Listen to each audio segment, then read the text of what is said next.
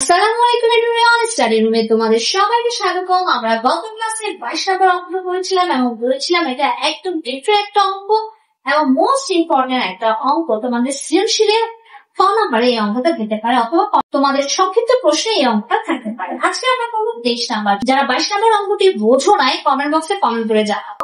কি করবো আমরা? যেহেতু আমাদের সংখ্যার দিকে তাকাতে হবে, +9 আছে, তাহলে আমরা বিপরীত চিহ্নের সেম সংখ্যা লিখবো এবং দাম দিব সেম কাজটাই আমরা করবো। তারপরে সাইড নোট দিব। অবশ্যই এই ধরনের অঙ্কগুলো তোমাকে সাইড নোট কিন্তু দিতেই হবে। কি দিব সাইড নোট? উভয় পক্ষকে 9 দ্বারা বিয়োগ করে পায় -6, তাই না? কিভাবে আসলো দেখো, রাফ করে আসো। বীজগণিতের রাফ করতে হবে সব সময়। প্রথমে আমরা বড় সংখ্যা নিব। এখানে বড় সংখ্যা কে? 9। 9 এর আগে কি চিহ্ন? মাইনাস। এরপরে কে? 3। 3 এর আগে কি চিহ্ন? প্লাস। আমি কিন্তু 3.1, 3.2, 3.3 যখন আমরা অঙ্ক করেছিলাম বলেছিলাম, শর্ত বলেছিলাম, দুটি চিহ্ন যদি আলাদা হয়, চিহ্ন যদি আলাদা হয়, আমি আবারও লিখে দিচ্ছি, চিহ্ন যদি আলাদা হয় বিয়োগ করতে হবে।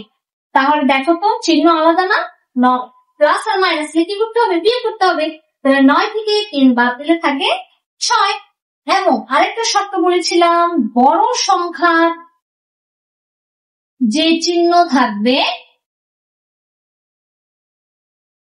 সেই চিহ্নটি বসবে, সেই চিহ্নটি বসবে। লেখা প্রচন্ড খারাপ হচ্ছে, শুধু আমার কথাগুলো শুনলাম মনোযোগ দিয়ে। তাহলে আমার বড় সংখ্যা কি?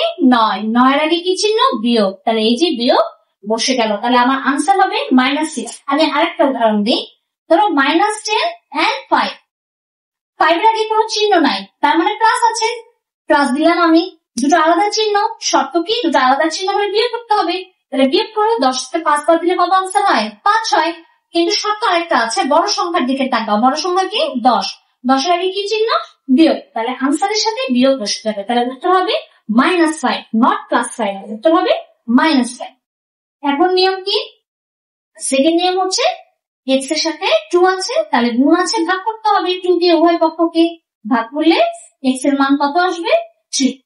অতএব x এর মান 3। এটাই হলো আমাদের আনসার। এখানে কিন্তু সাইড নোট লিখতে হবে, ঠিক আছে? আমি কিন্তু সাইড নোট লিখলাম না, তোমরা অবশ্যই সাইড নোট লিখে ফেলবে। তাহলে আমরা আজকে 23 নম্বর অঙ্কটা দিয়ে আমাদের সমাধান শেষ করে ফেললাম। এগুলো কিন্তু অবশ্যই খুব ভালো করে পড়বে, এখান থেকে কিন্তু পরীক্ষায় তোমাদের আসবে। তাহলে আজকে এই পর্যন্তই। যারা চ্যানেলে নতুন প্লিজ সাবস্ক্রাইব করে দিও, আর যারা আমার সাথে শুরু থেকে শেষ পর্যন্ত আছো তাদেরকে অসংখ্য ধন্যবাদ।